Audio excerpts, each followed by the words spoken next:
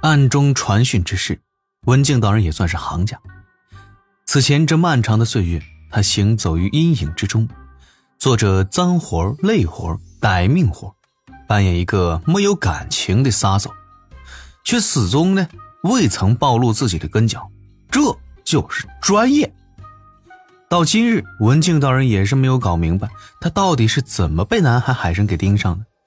这个人教最强的圣人，强横的大法师，谜一样的南海海神，还真的是越琢磨越有趣啊！一只看似普普通通的蚊子，却顶着大风在俗世的高空飞过，飘到了安水城，朝着下方落去。若是有天赋异禀、识微本领的凡人，或者是天仙境之上的炼气士，能够偶然间瞥到这只蚊子，便可发现这还是一只十分可怕的人面纹身小花蚊。这小花蚊无声无息地飞到了海神庙主庙附近，看着香火鼎盛、香客络绎不绝的庙内情形，也禁不住嘴角一撇。凡人也真是够愚昧，怎么什么人都信？羡慕啊？怎么可能呢？他堂堂女王大人，怎么会羡慕这么一点香火功德呢？而且本身就已经被天道禁锢，无法获取丝毫的功德之力，只能用功德洗刷业障。小花纹翻了个白眼，继续朝着庙内飞去。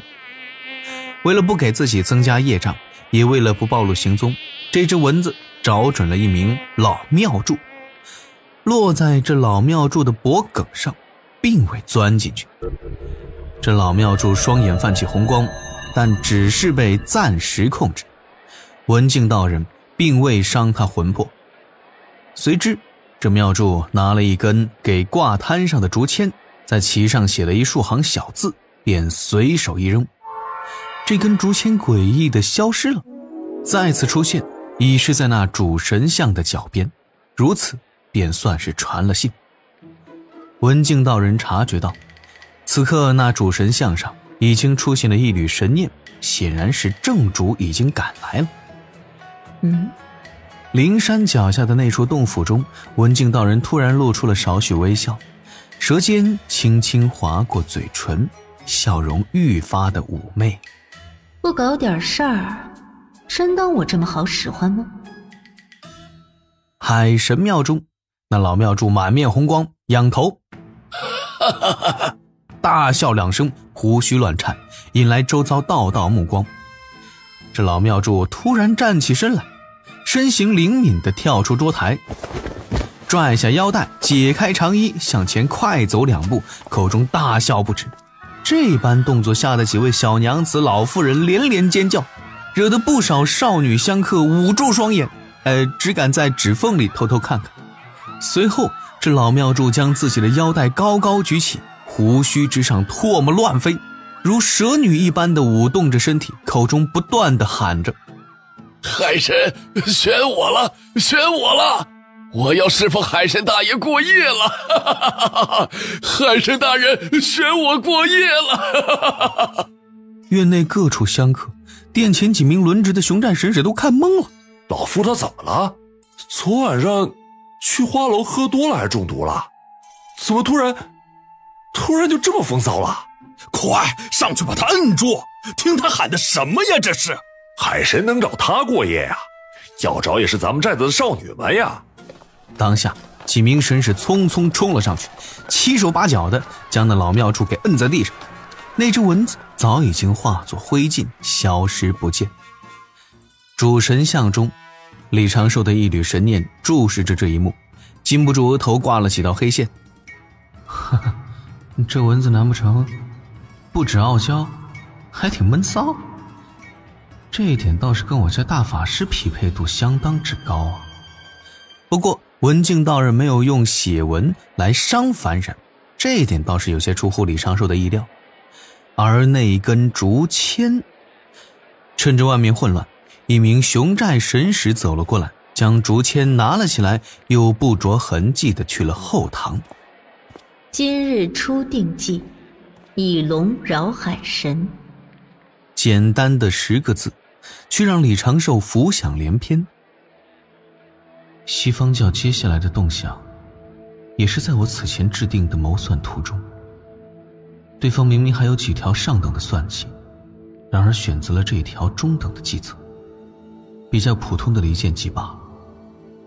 在西方教众高手眼中，现如今龙族与人教因为南海海神教而有了关联。上次文道人算计龙族高手，被龙族反埋伏，大法师曾在战后现身。上次西方教布置了一个针对东海龙宫二太子敖乙的陷阱，却被小法师搞乱。这一步离间计应该是西方教试探龙族与人族之间到底是什么关系。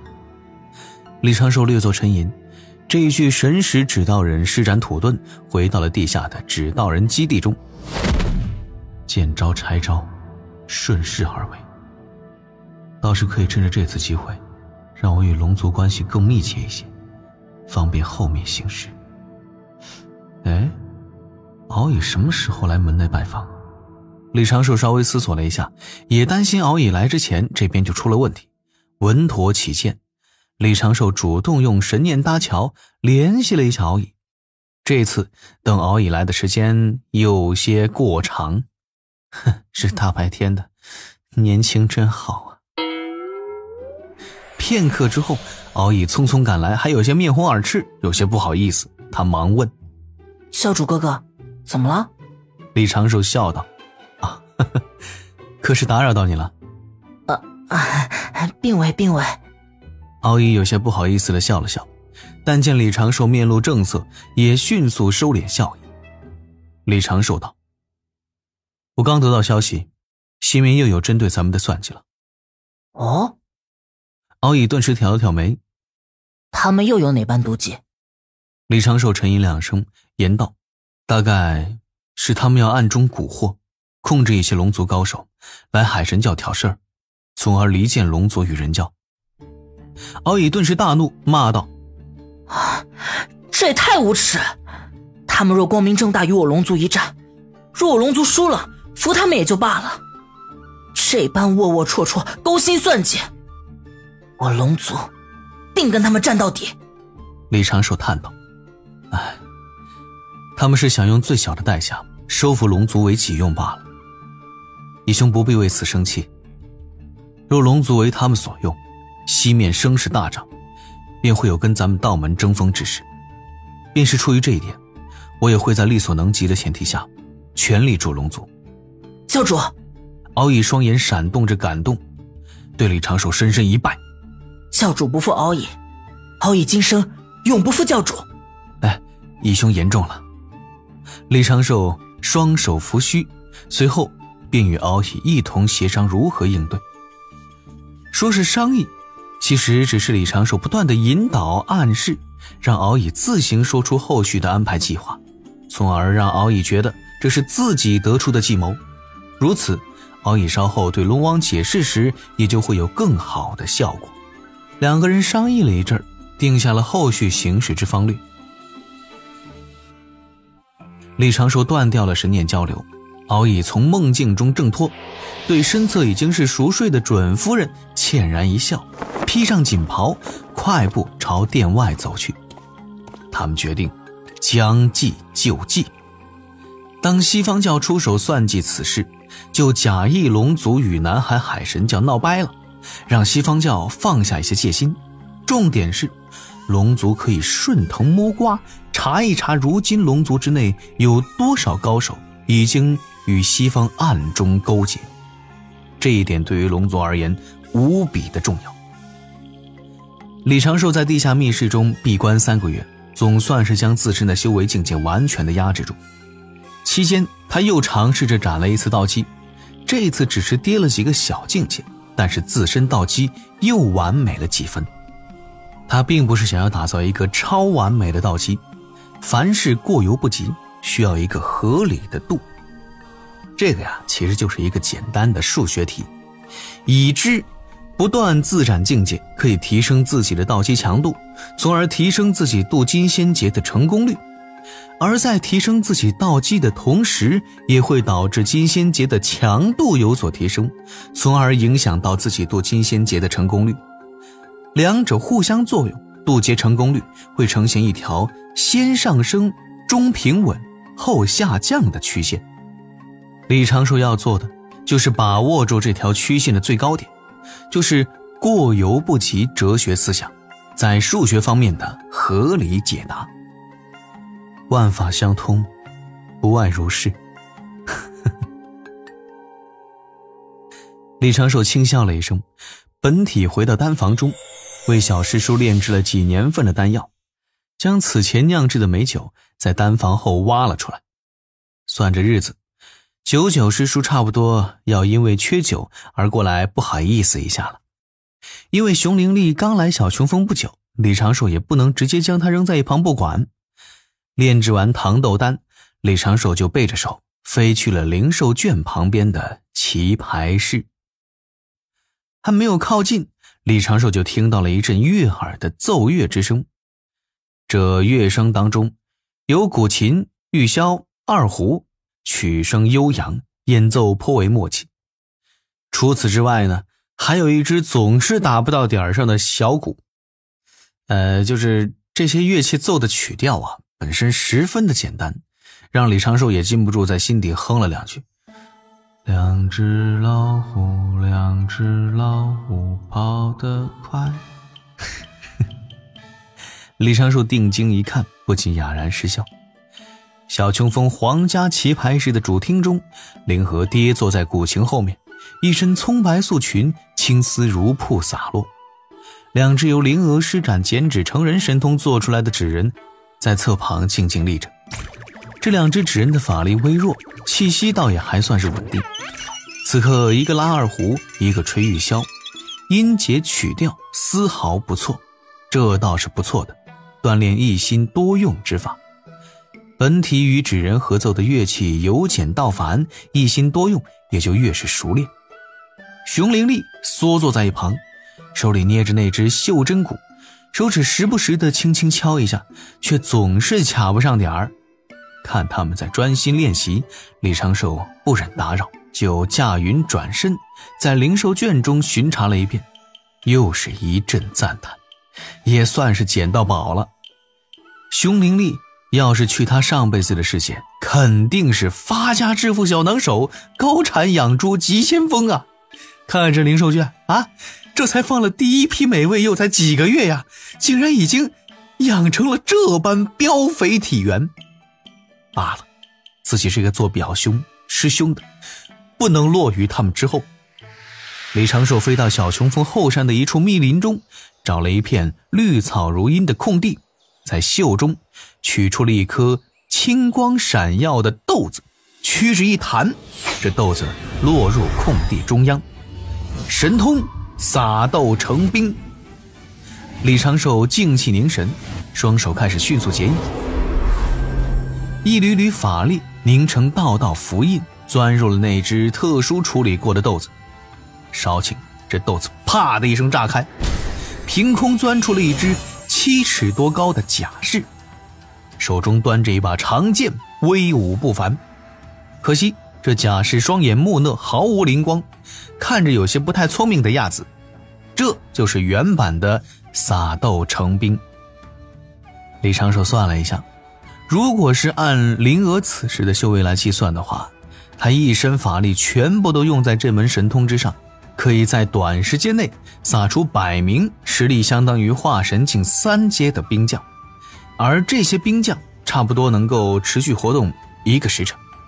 如果是这样的话，李长寿在此地布置了几层阵法，随后开始详细的做实验，不断的提升修为境界，施展出不同强度的撒豆成兵，验证撒豆成兵的实用价值。很快李长寿就触碰到了原版神通的天花板。这门神通呢，最高只能创造出一批实力相当于是归道境6阶的兵将，存在时间为12个时辰，且这些兵将不能够施展任何的法术神通，也无法被施令者控制，只能给他们一个敌方目标或者简单的指令，他们就会举着兵刃哇呀呀呀的然后冲上去了。这个神通呢，要是用在凡俗征战场上，自然是无往而不利。但是对于李长寿而言，这甚是鸡肋，无甚大用，也就对小琼峰上的灵树来说是一件不错的喜事。随后李长寿问了自己几个问题：要不要这门神通？有没有必要魔改此神通？耗费精力之后能得到什么样的回报？很快李长寿就有了答案：改呀！这神通是大法师赐下的，我若是能够玩出一点新花样，大法师一开心，给我一个常年续费版本的天地玄黄玲珑宝塔威能卦，那就赚大了。要魔改，首先要对撒到成兵的兵有准确的定位。李长寿渐渐打开思路，越发的觉得这门神通跟自己当前的战术体系十分的相配呀。一只新版道人此时可以储存仙力，相当于一名天仙境初期炼气师，而这样的一只纸道人全力施法，可以同时撒出数百颗豆子，这纸道人本身是可以储存的。李长寿的仙力用光了也能够吸纳灵气迅速恢复，只要灵数够用，就可以源源不断地制作纸道人。换而言之呢，只是当前撒到成兵的原版神通而言，只要给李长寿几个月的时间，他就能够打造出一支持续12个时辰的归道大军。若是自己能够魔改这一门神通成功，提升这一门神通的威力，让斗兵更强，持续时间更久，耗费仙力更少，我长庚道人秀藏100万天兵。